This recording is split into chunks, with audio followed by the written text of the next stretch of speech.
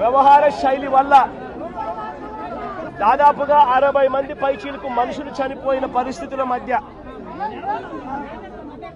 చంద్రబాబు నాయుడు గారి ప్రభుత్వం పూర్తిగా అధికారం గవర్నమెంట్ అన్ని రకాలుగా ఫెయిల్ అయి మొట్టమొదటిసారిగా 60 మందికి పైగా చనిపోయిన పరిస్థితుల మధ్య విజయవాడ అంతా అతలాకుతలం అవుతా ఉంటే టాపిక్ డైవర్ట్ చేసేందుకు ఎంపీని 4వ తారీఖు రాత్రిని అరెస్ట్ చేస్తారు.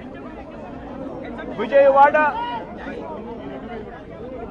వైస్ మేయర్, విజయవాడ డిప్యూటీ మేయర్ను అరెస్ట్ చేస్తారు. కేవలం డిప్యూటీ మేయర్ భర్తను అరెస్ట్ చేస్తారు. అది 4వ తారీఖు రాత్రి.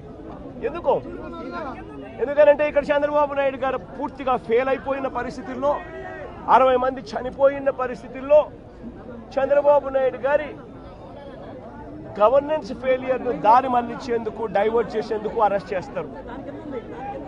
అసలు ఈ కేసుకు సంబంధించి పూర్వాపరాలు చూస్తే ఈ కేసుకు సంబంధించి 3 సంవత్సరాల పైచిలకు 3-4 సంవత్సరాల కిందట జరిగిన ఈ కార్యక్రమం, ఈ ఘటన 2021 అంటే దాదాపుగా 4-5 సంవత్సరాల కిందట జరిగిన ఘటన. దాదాపుగా 4 సంవత్సరాల కిందట జరిగిన ఘటనలో ఈరోజు టాపిక్ డైవర్ట్ చేసేందుకు 4వ తారీఖు రాత్రిన సురేష్ను, దళిత ఎంపీని, విజయవాడ డిప్యూటీ మేయర్ భర్తను అరెస్ట్ చేస్తారు.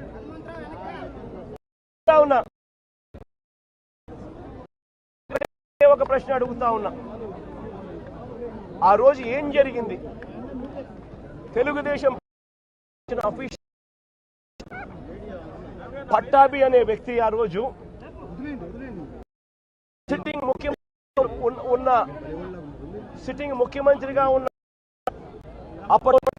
సిట్టింగ్ ముఖ్యమంత్రిగా ఉన్న వ్యక్తిని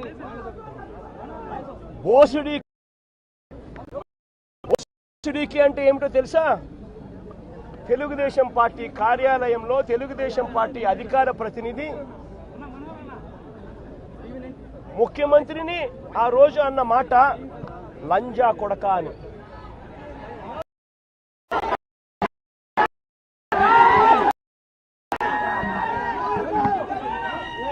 నిజంగా ఆ మాదిరిగా ఒక వ్యక్తి తిడితే రాష్ట్ర వ్యాప్తంగా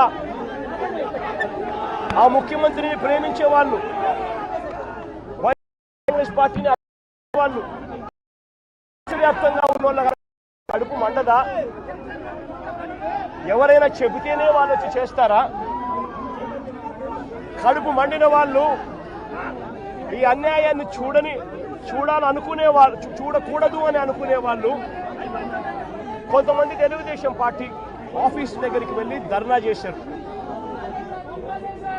ధర్నా చేస్తే అటువైపు నుండి తెలుగుదేశం పార్టీ వాళ్ళు తప్పు చేసిందే కాక ధర్నా చేయడానికి వచ్చిన వాళ్ళ మీద దాడి చేయడానికి కూడా ప్రయత్నం చేశారు.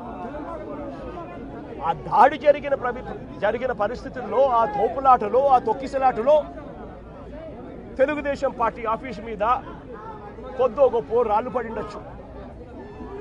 నేను అడుగుతా ఉన్నా, ఆ జరిగిన ఘటనను ముఖ్యమంత్రిగా నన్ను అన్నా కూడా నేను చంద్రబాబు నాయుడు గారి మీద కక్ష సాధింపు చర్యతో వ్యవహరించిన రాళ్ళు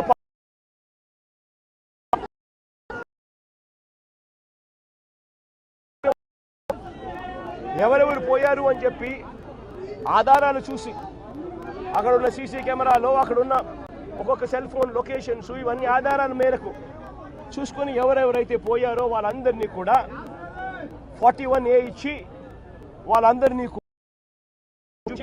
రిడ్యూస్ చేయడం కూడా జరిగింది. ఎందుకంటే 7 ఏళ్ల లోపు ఉన్న కేసు ఇది. శిక్షా కాల పరిమితి 7 ఏళ్ల లోపు ఉన్న శిక్షా కాల పరిమితి ఉన్న కేసు ఇది. కాబట్టి దీంట్లో అరెస్ట్ చేయడం అన్నది it does not serve the purpose. కాబట్టి 41A ఇచ్చి కోర్టుకు హాజరుపరచడం కూడా జరిగింది. మన ఇంత నిబద్ధతతో ఆ రోజు మేము అడుగులు వేశాం. ఇంత నిబద్ధతతో ఆ రోజులో ఆ రోజు నిబద్ధతతో అడుగులు వేసి వాళ్ళందరినీ కూడా హాజరుపరిచి 41A కింద వాళ్ళందరికీ కూడా నోటీసులు ఇచ్చి వాళ్ళందరినీ కూడా కోర్టు ప్రొడ్యూస్ చేశారు.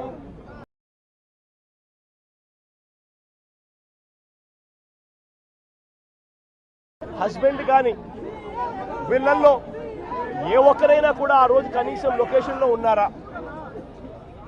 వీళ్ళ సెల్ ఫోన్లు ఎక్కడున్నాయో ట్యాగ్ చేస్తే తెలీదా? తెలుగుదేశం పార్టీ ఆఫీసులో సీసీ కెమెరాలు ఉండవా? ఆ సీసీ కెమెరాల ఫుటేజ్ చూస్తే తెలీదా? మరి అలాంటప్పుడు 3 ఏళ్ళ తర్వాత 3-4 ఏళ్ల తర్వాత జరిగిన ఘటనలో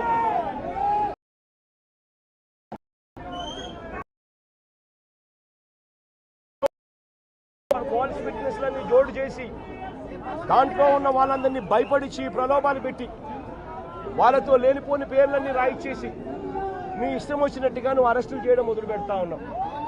రాష్ట్ర వ్యాప్తంగా కూడా ఇదే జరుగుతూ ఉంది. ఈ ఒక కేసే కాదు, ఇదే మాదిరిగానే రాష్ట్ర వ్యాప్తంగా కూడా జరుగుతూ ఉన్నాయి. పోలీసులు ఏ స్థాయికి దిగజారిపోతా ఉన్నారు అనంటే అటువంటి పాత కేసులలో కావాలని వీళ్ళే తప్పుడు సాక్ష్యాలు క్రియేట్ చేస్తూ ఉన్నారు.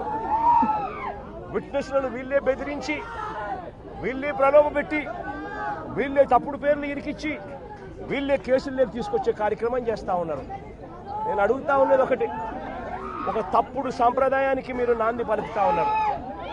ఇదే గన కొనసాగితే నేను చెప్తా ఉన్నా, మీ ప్రభుత్వం ఎల్లకాలం ఉండదు.